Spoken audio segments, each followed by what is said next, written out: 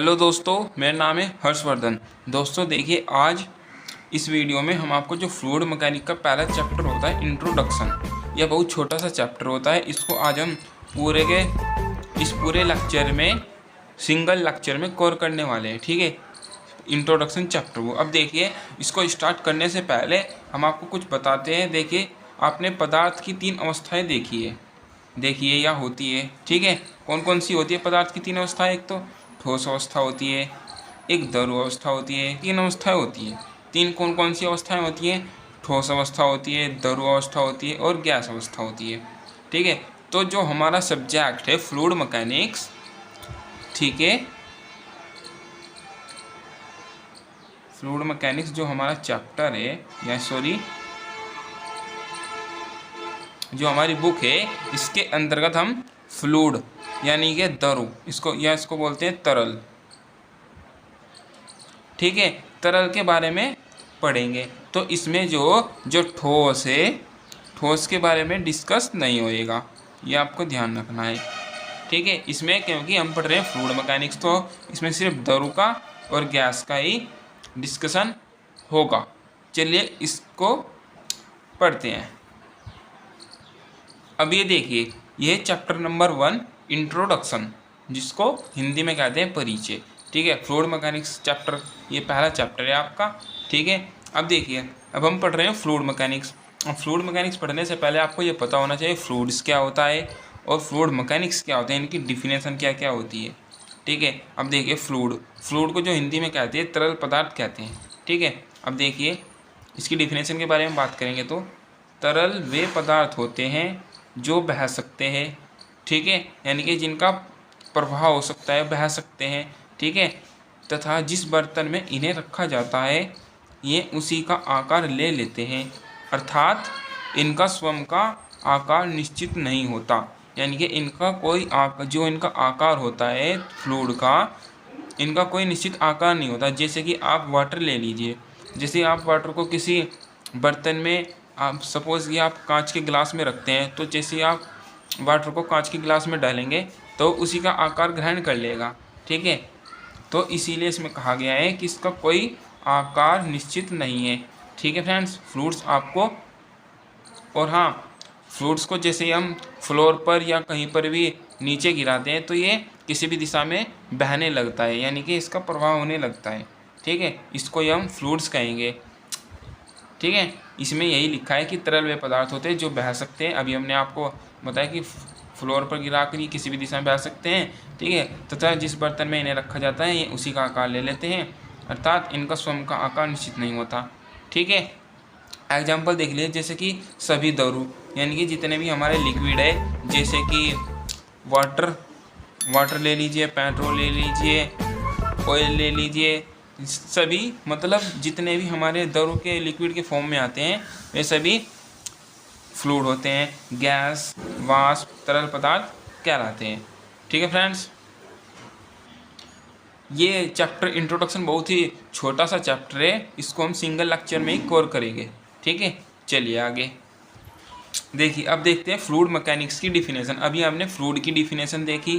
ठीक है, आप इनको 2 से 3 बार रीडिंग करते चलिए, या आपको यहीं के यहीं याद हो जाएंगे। ठीक है, देखिए, फ्लूइड मैकेनिक्स जिसको हिंदी में कहते हैं तरल यांत्रिकी।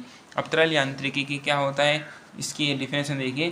तरल यांत्रिकी विज्ञान का एक ऐसा विषय है, ठीक है, तरल यांत्रिकी की साइंस का एक ऐसा सब्जेक्ट है जिसके अंतर्गत, यानी कि जिसके अंदर हम तरल यांत्रिकी के सिद्धांतों के आधार पर जो मतलब कि फ्लूइड मैकेनिक्स के सिद्धांत दे रखे, उन्हीं के आधार पर हम द्रव व गैस के व्यवहार का अध्ययन, मतलब कि द्रव के और गैस के जो उनका बिहेवियर होगा उनकी स्टडी करेंगे। और किससे संबंधित? द्रव से संबंधित, यानी कि वाटर से, मतलब कि लिक्विड से ही संबंधित, उसके बारे में अध्ययन करेंगे। ठीक है, और इंजीनियरिंग कार्यों में उपयोग एवं द्रव से संबंधित समस्याओं के समाधान हेतु इसका प्रयोग किया जाता है। ठीक है, दोबारा देखिए, तरल यांत्रिकी विज्ञान का एक ऐसा विषय है, ठीक है, यानी कि जो तरल यांत्रिकी वो विज्ञान का एक ऐसा सब्जेक्ट है जिसके अंदर हम तरल यांत्रिकी के सिद्धांतों के आधार पर, मतलब कि तरल यांत्रिकी के सिद्धांतों के आधार पर जो हमारे तरल है फ्लूइड कौन कौन से हमारे द्रव और गैस, क्योंकि सॉलिड तो है ही नहीं, ठीक है, के व्यवहार का जो अध्ययन होगा, उनके बिहेवियर का जो अध्ययन होगा वह द्रव से ही संबंधित होंगे और इंजीनियरिंग कार्यों में जो उपयोग होगा और द्रव से संबंधित समस्याओं के समाधान हेतु इसका हेतु किया जाता है, ठीक है। ये इसकी फ्लूइड मैकेनिक्स की डिफिनेशन हो गई, ठीक है फ्रेंड्स। अभी तक हमने फ्लूइड्स की और फ्लूइड मैकेनिक्स की डिफिनेशन देख लिए, ठीक है। अब देखते हैं क्लासिफिकेशन ऑफ फ्लूइड्स, यानी कि द्रव या तरल का जो वर्गीकरण है वो कितने हैं। अब देखिए सबसे पहला वर्गीकरण ले लीजिए हम कंप्रेसिबल फ्लूइड्स, जिसको हिंदी में बोलते हैं संपीड़ित तरल। अब संपीड़ित तरल कौन कौन से होते हैं, देखिए गैस तथा वाष्प, यानी कि गैस तथा वाष्प संपीड़ित तरल कहलाते हैं। यानी कि इसमें क्या हुआ, जो संपीड़न तरल है इसमें गैस आई और वाष्प आई, इसमें ना तो सॉलिड आया और ना ही लिक्विड आया, इसमें सिर्फ गैस और वाष्प आई। जो गैस के टाइप का होगा और वाष्प के टाइप का होगा उनको हम क्या बोल देंगे, संपीड़ित तरल बोल देंगे, ठीक है। इन्हें आसानी से दबाया जा सकता है, ठीक है फ्रेंड्स। हमने क्या बताया अभी कि सभी द्रव और सभी वाष्प संपीड़ित तरल होते हैं और इनको दबाया जा सकता है, ठीक है, यानी कि इनको प्रेशर दे सकते हैं तथा इन पर तापमान परिवर्तन का अधिक प्रभाव पड़ता है, ठीक है फ्रेंड। इन पर जो टेम्परेचर होगा उनका टेम्परेचर का इन पर बहुत अधिक प्रभाव पड़ेगा, ठीक है। अब देखते हैं नेक्स्ट। अब नेक्स्ट कौन सा है, इनकम्प्रेसिबल फ्लूइड्स। इनकम्प्रेसिबल को हिंदी होती है असंपीड़ित तरल। अब असंपीड़ित तरल कौन कौन से होंगे, द्रव असंपीड़ित तरल होते हैं, ठीक है। कौन से होंगे, द्रव यानी कि लिक्विड, और ठीक है इसको आसानी से दबाया नहीं जा सकता, यानी कि अभी देख लीजिए, तथा इन पर तापमान परिवर्तन का कम प्रभाव पड़ता है, यानी कि जो हमने कंप्रेसिव फ्लूइड की डिफिनेशन देखी उसका जस्ट उल्टा है ये यहाँ पर। यानी कि देखिए उसमें क्या था, कंप्रेसिव फ्लूइड में सभी गैस थी और सभी वाष्प थी, तो उनको ही हमने क्या कह दिया था, कंप्रेसिव फ्लूइड। लेकिन इनकम्प्रेसिव फ्लूइड में क्या रह गया था, हमारा द्रव रह गया था, लिक्विड। तो ये लिक्विड असंपीड़ित तरल होते हैं, ठीक है। उसमें क्या होता था, उसमें इनको दबाया जा सकता था, इसमें आसानी से नहीं दबाया, यानी कि इनकम्प्रेसिव जो फ्लूइड होते हैं इनको दबाया नहीं जा सकता, ठीक है। और इन पर तापमान परिवर्तन का प्रभाव कम पड़ता है और उसमें क्या था, अधिक पड़ता है, ठीक है। इस प्रकार अगर ये आए कि कंप्रेसिव और इनकम्प्रेसिव फ्लूइड में डिफरेंस लिखिए तो आप इस तरह से कर सकते हैं, ठीक है। अब नेक्स्ट देखिए हमारा है, ये बहुत इम्पोर्टेंट है, आदर्श तरल, जिसको इंग्लिश में कहते हैं आइडियल फ्लूइड्स, ठीक है। अब आइडियल फ्लूइड की डिफिनेशन देखिए, उन तरल पदार्थ, देखिए आइडियल फ्लूइड उन तरल पदार्थों को कहते हैं जो अपने किसी भी कण के विस्थापन में कोई प्रतिरोध प्रस्तुत नहीं करते, यानी कि जो अपने किसी भी कण के विस्थापन में और इनको दबाया नहीं जा सकता और ये सियान नहीं होते, ठीक है। अब देखिए इसमें क्या कहा गया है, मतलब कि जो आदर्श तरल होते हैं, आदर्श तरल उन तरल पदार्थों को कहा गया है जो अपने किसी भी कण के, यानी कि कोई, जैसे कि यहाँ लिक्विड ले लीजिए और लिक्विड का कोई भी कण ले लीजिए और वे अपने ही कण के विस्थापन में मतलब कि कोई प्रतिरोध प्रस्तुत नहीं करने के, ठीक है, तो प्रस्तुत नहीं करेंगे और इनको दबाया भी नहीं जा सकता था, मतलब इनको दबाया नहीं जा सकता, ठीक है। तो इसी को हम क्या कह देंगे, इसी को हम आदर्श तरल कह देंगे, ठीक है। चलिए अब नेक्स्ट है हमारा रियल और एक्चुअल और प्रैक्टिकल फ्लूइड, जिसको हिंदी में कहते हैं व्यवहारिक व वास्तविक तरल, ठीक है। अब इसकी डिफिनेशन देखिए, ये भी बिल्कुल, ये क्या है, ये आइडियल फ्लूइड का जस्ट उल्टा है। देखिए कैसे, वे तरल है जो किसी भी कण के विस्थापन में कुछ ना कुछ प्रतिरोध अवश्य प्रस्तुत करते हैं। आइडियल फ्लूइड में क्या था, आइडियल फ्लूइड में था मतलब कि किसी भी कण के, मतलब अपने कण के विस्थापन में कोई प्रतिरोध प्रस्तुत नहीं करते, और यहाँ पर क्या कहा गया है कि किसी भी कण के विस्थापन में कुछ ना कुछ प्रतिरोध अवश्य प्रस्तुत करते हैं, यानी कि इसमें प्रस्तुत करेंगे प्रतिरोध और इन्हें दबाया जा सकता है। इनको वो क्या बोलते हैं, आइडियल फ्लूइड को नहीं दबाया जा सकता, ठीक है। तथा इनमें पृष्ठ तनाव और श्यानता के गुण भी होते हैं, उसमें नहीं होते थे, उसमें केवल श्यान उसमें सियान नहीं होता था। ठीक है फ्रेंड्स, मतलब ये वे तरल है जो अपने किसी भी कण के विस्थापन में कुछ न कुछ प्रतिरोध अवश्य प्रस्तुत करते हैं। इन्हें दबाया जा सकता है तथा इनमें पृष्ठ तनाव और श्यानता के गुण भी होते हैं। इनमें पृष्ठ तनाव और श्यानता के गुण होंगे। ठीक है, अब देखिए पांचवा क्लासिफिकेशन हमारा न्यूटोनियन फ्लूइड, न्यूटोनियन तरल हिंदी में कहते हैं। अब देखें ये कौन से तरल होंगे। ये वे तरल है जो न्यूटन के श्यानता समीकरण का पूर्ण रूप से पालन करते हैं। यानी कि न्यूटोनियन, आपसे नाम से ही पता चल रहा है, न्यूटोनियन फ्लूइड, यानी कि न्यूटोनियन फ्लूइड वे फ्लूइड जो न्यूटन की श्यानता समीकरण का पूर्ण रूप से पालन करते हैं। ठीक है, और इस प्रकार के तरलों के लिए श्यानता का मान विरूपण के दर के साथ अपरिवर्तनीय रहता है, यानी कि बदलता नहीं है। ठीक है, इसका जो फॉर्मूला है टो बराबर mu D V by D Y. ठीक है, अगर जैसे कि न्यूटोनियन फ्लूइड है, इसका अगर हम एग्जाम्पल देखो तो पानी भी है, केरोसिन है और वायु है। ठीक है फ्रेंड, इस प्रकार आप इसकी डिफिनेशन लिख सकते हैं। कैसे, ये वे तरल पदार्थ है जो न्यूटन की श्यानता समीकरण का पूर्ण रूप से पालन करते हैं और इस प्रकार के तरलों के लिए जो श्यानता का मान होता है वो विरूपण की दर यानी कि इसकी दर के साथ अपरिवर्तनीय यानी कि बदलता नहीं है। इसको हम न्यूटोनियन फ्लूइड कहते हैं। इससे अगला क्लासिफिकेशन आ जाएगा हमारे पास नॉन न्यूटोनियन फ्लूइड। अब नॉन न्यूटोनियन फ्लूइड को हिंदी में क्या कहते हैं, इसको यही कहते हैं नॉन न्यूटोनियन तरल। ठीक है, अब ये वे तरल है जो न्यूटन के, ये भी बिल्कुल जस्ट इसका अपोजिट है, किसका, नॉन न्यूटोनियन तरल का। कैसे, देखिए उसमें क्या था कि जो भी तरल होते हैं वे न्यूटन के श्यानता समीकरण का पालन करते हैं, इसमें पालन नहीं करते हैं। देख लीजिए, ये वे तरल है जो न्यूटन के श्यानता समीकरण का पूर्णतः पालन नहीं करते। ठीक है फ्रेंड्स, और इन तरलों के लिए श्यानता का मान विरूपण की दर के साथ बदलता है और उसमें क्या था, उसमें बदलता नहीं है, उसमें अपरिवर्तनीय रहता है। ठीक है, ये आपको इनमें डिफरेंस पता होना चाहिए। और जैसे एग्जाम्पल देखें, विभिन्न प्रकार के विलयन यानी कि जो हमारे अलग अलग टाइप के सॉल्यूशन होते हैं, और पॉलीमर विलयन और रक्त। ठीक है, अब सातवां क्लासिफिकेशन है हमारा आइडियल प्लास्टिक फ्लूइड। ये भी इम्पोर्टेंट है, आप इसको इम्पोर्टेंट कर लीजिएगा। ठीक है, अब देखिए इसको हिंदी में कहते हैं आदर्श प्लास्टिक तरल। ठीक है, आदर्श प्लास्टिक तरल, इसकी डिफिनेशन देखेंगे तो यह निश्चित प्रभाव प्रतिबल रखता है। ठीक है, यह निश्चित प्रभाव प्रतिबल रखता है तथा उसके बाद यानी कि इसके बाद कर्तन प्रतिबल और विरूपण की दर के मध्य यानी कि जो विरूपण की दर होगी उसके बीच में से एक नियत रेखीय संबंध रखता है। इसी को हम क्या बोलेंगे, आइडियल प्लास्टिक फ्लूइड। और हमने जो आपको चौथे नंबर का एक क्लासिफिकेशन बताया था, यह भी बहुत इंपॉर्टेंट है, आप इसको भी इम्पोर्टेंट कर लीजिए। अब ये आठवां लास्ट क्लासिफिकेशन है थायोक्सीट्रोपिक।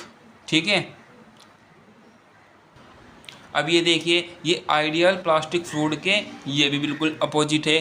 कैसे, देखिए ये वे तरल पदार्थ है जो एक निश्चित प्रभाव प्रतिबल के बाद कर्तन प्रतिबल और विरूपण की दर के मध्य एक रेखीय संबंध नहीं रखता। उसमें क्या था, आइडियल प्लास्टिक फ्लूइड में उसमें संबंध रखता था, इसमें संबंध नहीं रखता है। जैसे कि खनिज तेल, प्रिंटर की इंक। ठीक है, अब ये आपका जो क्लासिफिकेशन था फ्लूइड्स का ये यहाँ तक कंप्लीट हो चुका है। अब आगे देखिए नेक्स्ट टॉपिक। अब नेक्स्ट टॉपिक के लिए आप हल्का सा यहाँ ध्यान दीजिए। देखिए, इसके बाद हम पढ़ेंगे तरल यांत्रिकी की शाखा है जिसको इंग्लिश में कहते हैं ब्रांचेस ऑफ फ्लूइड मैकेनिक्स। अब देखिए फ्लूइड मैकेनिक्स, अब फ्लूइड मैकेनिक्स को दो भागों में इसमें डिवाइड कर रखा है, एक तो हाइड्रो मैकेनिक्स और दूसरा गैसिकी में। ठीक है, अब देखिए, अब हम पढ़ रहे हैं यहाँ पर फ्लूइड मैकेनिक्स, तो हम यहाँ पर केवल द्रव यांत्रिकी के ही बारे में डिस्कस करेंगे, गैसिकी को हम छोड़ देंगे। ठीक है फ्रेंड्स, अब फिर जो हाइड्रो मैकेनिक्स है इसके अंतर्गत इसको भी हमने तीन भागों में डिवाइड कर रखा है। कौन कौन से, द्रव स्थितिकी, शुद्ध गतिकी और द्रव गतिकी। ठीक है, इंग्लिश में बात करेंगे हाइड्रोस्टेटिक, काइनेमेटिक, हाइड्रोडायनामिक्स। ठीक है, अब देखिए यहाँ पर यही है तरल यांत्रिकी की शाखा है, ब्रांचेस ऑफ फ्लूइड मैकेनिक्स। हम सिर्फ यहाँ पर द्रव यांत्रिकी की ही डिस्कस करेंगे, ठीक है। इसके अंतर्गत हमने आपको भी बताया 3 शाखाएं हैं, कौन कौन सी? द्रव स्थितिकी, द्रव शुद्ध गतिकी और द्रव गतिकी की, ठीक है। देखिए इनकी डिफिनेशन देखिए। सबसे पहले देखिए द्रव स्थितिकी, हाइड्रोस्टैटिक्स।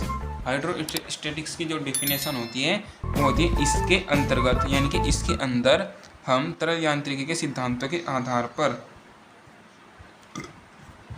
जो द्रव का व्यवहार, ठीक है, और इसके प्रभाव सापेक्ष या निरपेक्ष स्थिर अवस्थाओं में इंजीनियरिंग कार्यों में उपयोग हेतु अध्ययन किया जाता है। यानी कि जो इंजीनियरिंग हमारे कार्य होंगे उसके अंतर्गत हम, यानी कि हमारे जो इंजीनियरिंग कार्य होंगे वे द्रव स्थितिकी के अंतर्गत, इसके जो द्रव स्थितिकी के जो सिद्धांत है इसके अंतर्गत हम द्रव का जो व्यवहार होगा उसके बारे में अध्ययन करेंगे, ठीक है।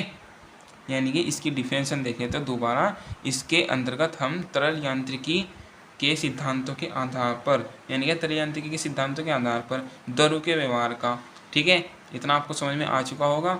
इसके प्रभाव सापेक्ष या निरपेक्ष, यानी कि किसके प्रभाव? इसी के ही द्रव के व्यवहार का, इसके प्रभाव सापेक्ष निरपेक्ष स्थिर अवस्थाओं में इंजीनियरिंग कार्यों में उपयोग हेतु अध्ययन किया जाता है, ठीक है। चलिए अब देखते हैं नेक्स्ट, द्रव शुद्ध गतिकी, जिसको इंग्लिश में कहते हैं हाइड्रोकाइनेमेटिक्स। अब इसकी डिफिनेशन देखेंगे तो अगर हम इसके अंतर्गत हम बह रहे द्रव के वेग व प्रवाह, यानी कि जो द्रव शुद्ध गतिकी होगा इसके अंतर्गत हम जो डिस्कस करेंगे वो मतलब कि हमारा जो द्रव होगा वो बह रहा होगा और उसका जो वेग और प्रवाह होगा वो आदि के व्यवहार का अध्ययन, मतलब जो उसका व्यवहार होगा उसका जो अध्ययन होगा वो तरल यांत्रिकी के सिद्धांतों के आधार पर ही करते हैं, ठीक है। देखिए दोबारा देखिए डिफिनेशन यहाँ से, इसके अंतर्गत हम बह रहे द्रव के वेग व प्रवाह के रूप, यानी कि द्रव का तो वेग हो जाएगा और प्रवाह द्रव का ही प्रवाह का रूप हो जाएगा, ठीक है। व्यवहार का अध्ययन, यानी कि इनके जो व्यवहार होंगे उसका जो हम स्टडी करेंगे वो तरल यांत्रिकी सिद्धांतों के आधार पर करेंगे, ठीक है। फिर इसमें आगे लिखा है परंतु द्रव पर लगने वाला बलों के व्यवहार का अध्ययन इसमें नहीं करेंगे, यानी कि जो हम जैसे ही द्रव का प्रवाह होगा, वेग होगा और उस पर जो फोर्स लगेगा उसका अध्ययन हम इसमें नहीं करेंगे, ठीक है। अब नेक्स्ट देखते हैं हमारा जो कि लास्ट है, क्या है? द्रव गतिकी की। द्रव गतिकी को इंग्लिश में बात करेंगे तो हाइड्रोडायनामिक्स। अब इसके अंतर्गत क्या कहा गया है, देखिए इसके अंतर्गत हम बह रहे द्रव के वेग प्रवाह, द्रव के प्रवाह वेग, उस पर लगने वाले बल त्वरण आदि सबका तरल यांत्रिकी सिद्धांतों के आधार पर इंजीनियरिंग कार्यों में उपयोग हेतु अध्ययन करते हैं। यानी कि जो हमने अभी जस्ट द्रव शुद्ध गतिकी की डिफिनेशन देखी है उसमें देखा था कि हम उसमें सिर्फ द्रव के प्रवाह और वेग का ही अध्ययन कर रहे थे तरल यांत्रिकी सिद्धांतों के आधार पर। इसमें हाइड्रोडायनामिक्स में क्या करेंगे, इसमें जो द्रव बह रहा है उसका प्रवाह वेग के साथ साथ जो उन पर बल लगेगा ना, बल या त्वरण लगेगा, उसका भी हम अध्ययन करेंगे तरल यांत्रिकी सिद्धांतों के आधार पर। इसमें यही कहा गया है, ठीक है। उसको कहेंगे हम द्रव गतिकी, ठीक है। अब ये देखिए द्रव इंजीनियरिंग, जिसको इंग्लिश में कहते हैं हाइड्रोलिक्स। अब ये इस चैप्टर का लास्ट टॉपिक है। हमने आपको शुरू में ही बताया था कि ये बहुत ही छोटा चैप्टर है और इसको हम सिंगल लेक्चर में कवर करेंगे, ठीक है। तो ये इस चैप्टर का इंट्रोडक्शन का लास्ट टॉपिक है द्रव इंजीनियरिंग हाइड्रोलिक्स। अब हाइड्रोलिक्स की डिफिनेशन देखिए, अंग्रेजी भाषा में द्रव इंजीनियरिंग को हाइड्रोलिक्स कहते हैं, यानी कि जो द्रव इंजीनियरिंग होगा इसको अंग्रेजी भाषा में बात करेंगे तो इसको क्या कहेंगे, हाइड्रोलिक्स कहेंगे। ये जो शब्द है हाइड्रोलिक्स, ये ग्रीक शब्द से लिया गया है। यानी कि अगर इसकी आप संधि विच्छेद करेंगे हाइड्रोलिक्स की तो होडर तथा लिक्स से बनाया गया है, ठीक है। यानी कि जिसका अर्थ हो जाएगा पानी और पाइप, ठीक है। देखिए जो हाइड्रोलिक्स होता है ये ग्रीक शब्द से मिलकर बना होता है। इसको दो शब्दों में बांटा जा सकता है, होडर तथा लिक्स से बना। ये जो ना होडर और लिक्स से मिलकर बनाया गया है, ठीक है, जिनका अर्थ होता है पाइप और पानी, ठीक है, इनका क्या अर्थ होता है, इनका अर्थ होता है पाइप और पानी। ठीक है, अब आगे बात करेंगे तो अगर अतः हाइड्रोलिक्स एक ऐसा विषय है जिसके अंतर्गत हम तरल यांत्रिकी यानी कि फ्लूइड मैकेनिक्स के सिद्धांतों के आधार पर, जो हमारा फ्लूइड मैकेनिक्स के सिद्धांत है उन्हीं के आधार पर हम दरों के व्यवहार का अध्ययन, दरों से संबंधित इंजीनियरिंग कार्यों में उपयोग एवं समस्याओं का समाधान हेतु इसका प्रयोग करते हैं, जिसको हम क्या कह देंगे, हाइड्रोलिक्स दर इंजीनियरिंग कह देंगे। ठीक है, आप इसकी एक बार डेफिनेशन पढ़िए, ये आपको समझ में आ जाएगा ध्यान से। ठीक है फ्रेंड्स, देखिए दोस्तों, अगर आपको इस इंट्रोडक्शन चैप्टर का फ्लूइड मैकेनिक्स के अंतर्गत अगर आपको इसका पीडीएफ चाहिए तो आपको इसका पीडीएफ मिल जाएगा। हम टेलीग्राम पर जाइए और हमारे चैनल वर्धन स्टडी को ज्वाइन कर लीजिए, वहाँ पर आपको इसका पीडीएफ का यानी कि जो इस लेक्चर है, इस लेक्चर का पीडीएफ आपको वहाँ से मिल जाएगा। ठीक है, बस आज की इस वीडियो में इतना ही रखते हैं। इससे अगली वीडियो में हम आपको जो आपका फ्लूइड मैकेनिक्स का नेक्स्ट चैप्टर है जिसका नाम है प्रॉपर्टीज ऑफ फ्लूइड्स, तरल पदार्थों के गुण, उसको हम स्टडी करेंगे उसकी। ठीक है, बस आज की इस वीडियो में इतना ही रखते हैं। अगर आपने अभी तक हमारे चैनल को सब्सक्राइब नहीं किया तो सब्सक्राइब कर लीजिए। थैंक यू, मिलते हैं अगली वीडियो में।